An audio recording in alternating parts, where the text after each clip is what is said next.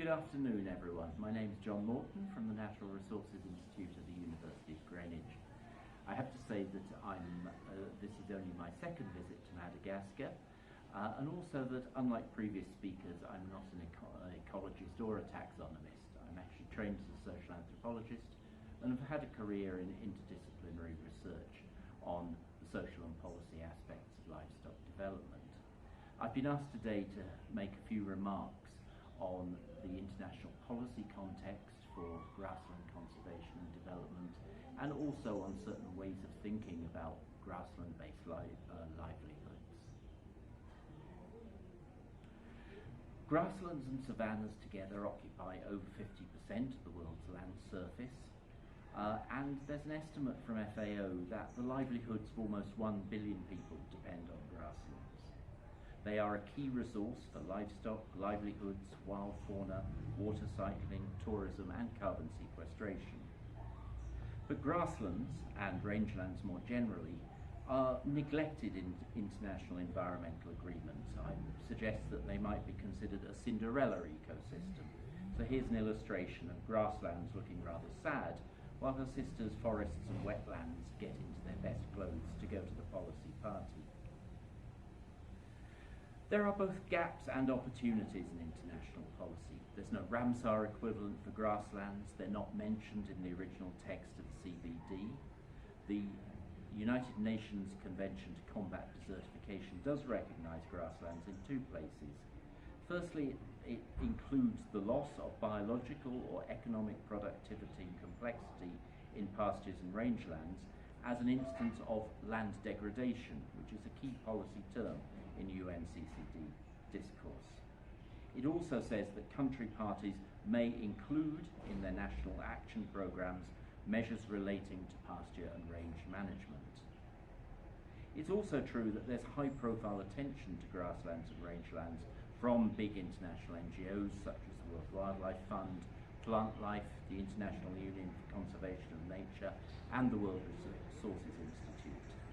And also that 2026 will be the International Year of Rangelands and Pastoralists, an opportunity for all of us to celebrate and raise the profile of rangelands and grasslands. We can also mention an initiative from IUCN, the International Union for the Conservation of Nature. Resolution 9 from their 2020 World Conservation Congress held in Marseille was entitled Protecting and Restoring Endangered Grassland and Savanna Ecosystems. The motion recommends that IUCN and its members work, as appropriate, with their national level and other counterparts engaged in the Convention on Biological Diversity to encourage them to include a target on zero net loss of natural ecosystems, including grasslands and savannas, thus avoiding leakage from one biome to another. The reference to leakage here is conveys the idea that attempts to conserve one ecosystem, such as forests, may actually result, if not well managed, in damage to other ecosystems, such as grasslands and savannas.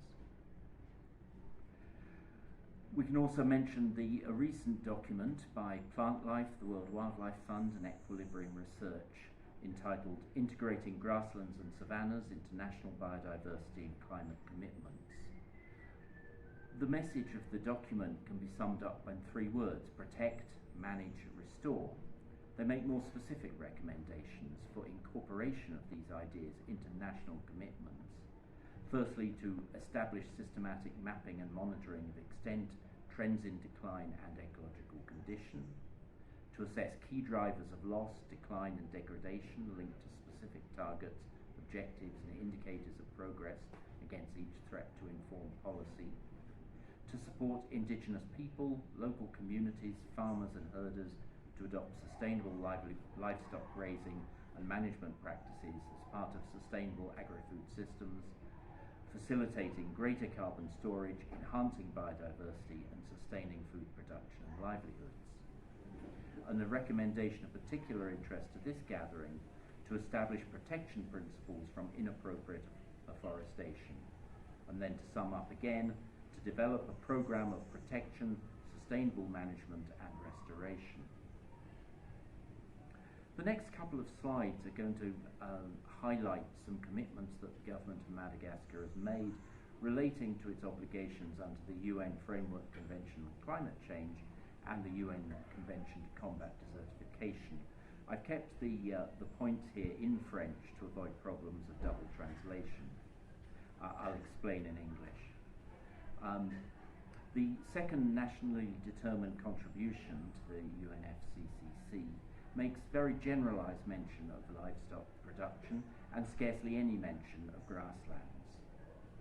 However, the National Plan for Combating Climate Change of 2019 is more explicit. Its recommendations or its pledges include to diversify forage plants at the point of putting grasslands back under pasture, to put on place protected pastures in all zones appropriate to pastoral production, to conserve and safeguard agropastoral zones as well as grasslands, and the implication there is to do this through innovations or new regulations and land tenure, to promote research on trends in pastoralism, including the socioeconomic implications of those trends, to reduce the phenomenon of tavi, that's burning before cultivation, and also bushfires in the framework of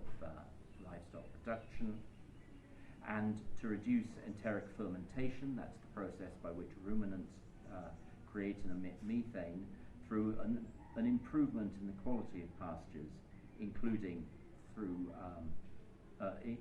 those for extensive livestock production.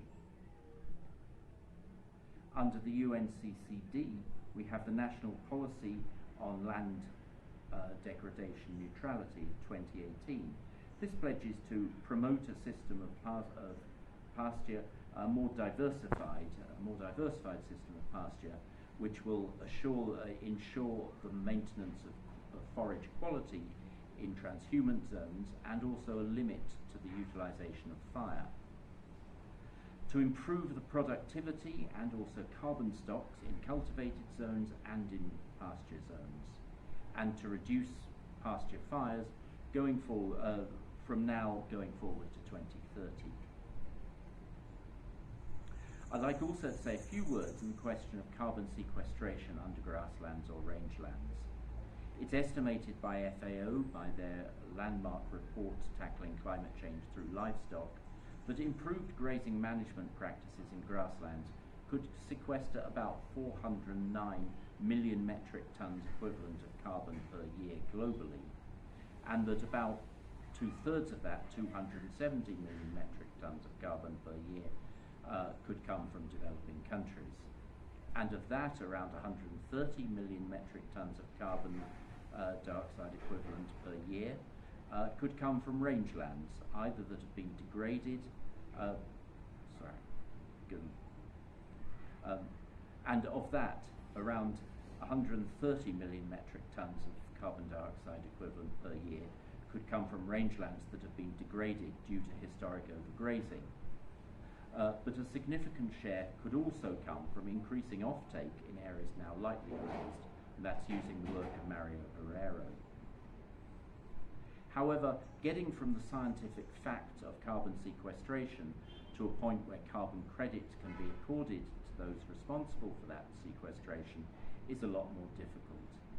There have been policy papers on incentivizing increased carbon sequestration on rangelands through payment to the rangeland owners or to livestock producers since at least 2001, some of the most important ones being the study by Tenick, Kite and Wilkes for ICRAF in 2008, and the FAO's submission to the UNFCCC in 2009. But in my non-expert view, and at least as far as developing countries are concerned, nothing very much ever seems to happen. It's always in the future. It's always the next big thing. Why is this? There are certainly technical problems. How to ensure that we're achieving permanent sequestration of carbon, the problem of additionality,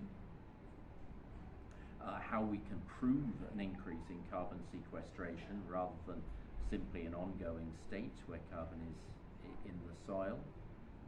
The need to consider carbon sequestration in rangelands in the context of other land uses, e.g. forests, and other systems of livestock production to make sure that carbon sequestration under rangelands is not producing greenhouse gas emissions elsewhere, and the local specificity of technical solutions.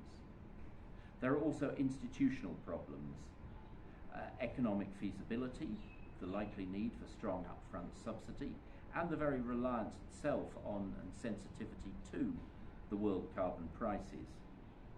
The question of measure of MRV, or measurement, reporting and verification methods, how to get methods that are appropriate to rangelands.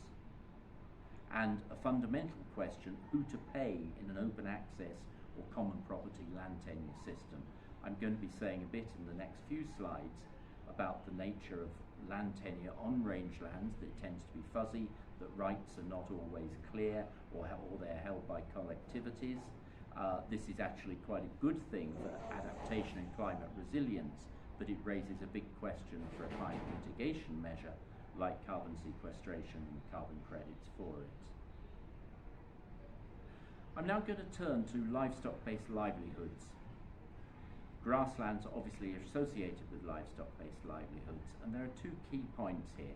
Firstly, that livestock are a key part of the livelihoods of the poor and the vulnerable worldwide. And secondly, that livestock are profoundly multifunctional for those households and for their broader communities in ways that may not be obvious to researchers or policymakers. Looking at some of the outputs from livestock system, meat livestock exports are crucial for rangeland livelihoods in Botswana and Namibia, in the Horn of Africa and in the Sahel. Milk is also an important commodity produced for sale. Even some highly mobile herders in the Sahel are linked to milk markets, either through mobile collection centres or through traditional curdled milk products. But there are less obvious outputs of livestock production and less obvious reasons for keeping livestock. They provide farm power, manure, social uses, savings, and cash to meet contingencies. I'd like to just highlight a few findings on some of these.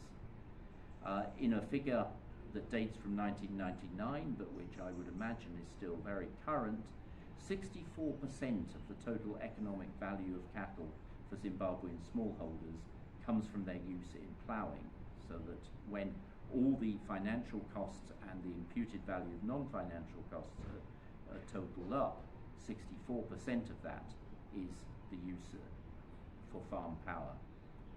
In Burundi, a survey that we did, a large-scale survey, where participants were selected because they were selling milk to the market and were considered, in some sense, dairy producers.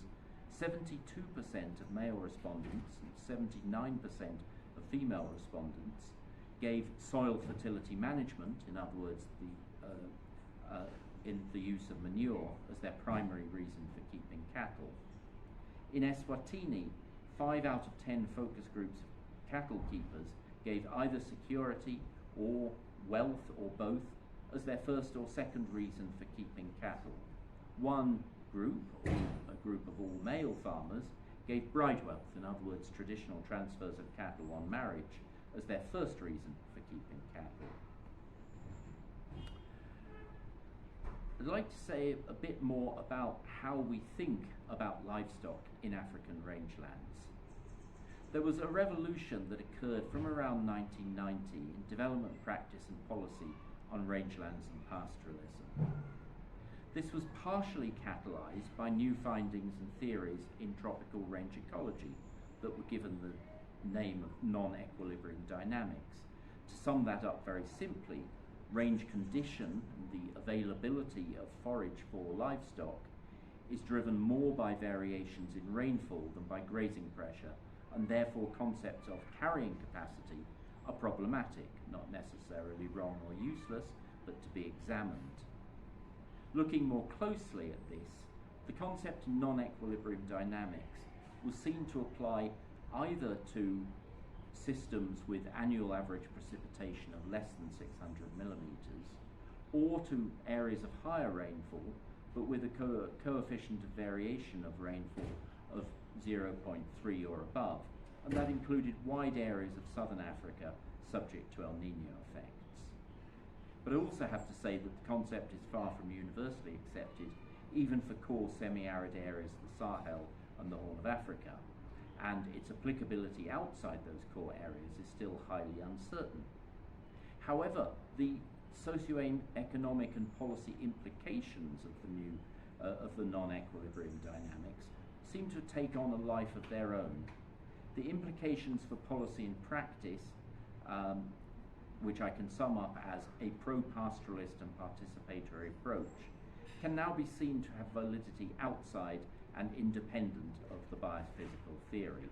I'm going to say a bit more about what those implications are on the next slide.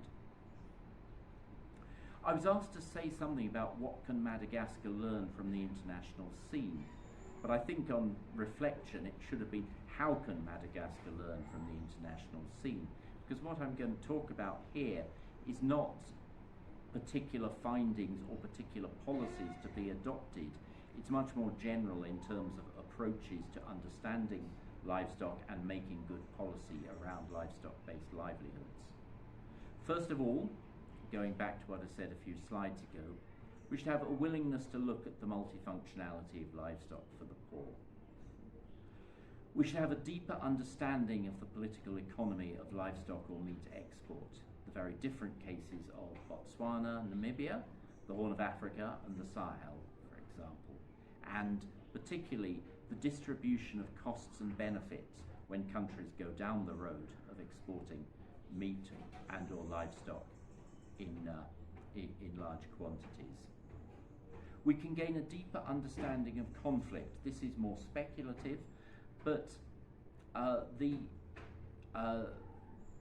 understanding the phenomena of banditry, dahalo in Madagascar may be helped by looking at what I could see as a fairly similar continuum of traditional raiding and criminality in the Horn of Africa, and taking insights also from farmer-herder conflicts in the Sahel that have been exacerbated by erosion of traditional institutions.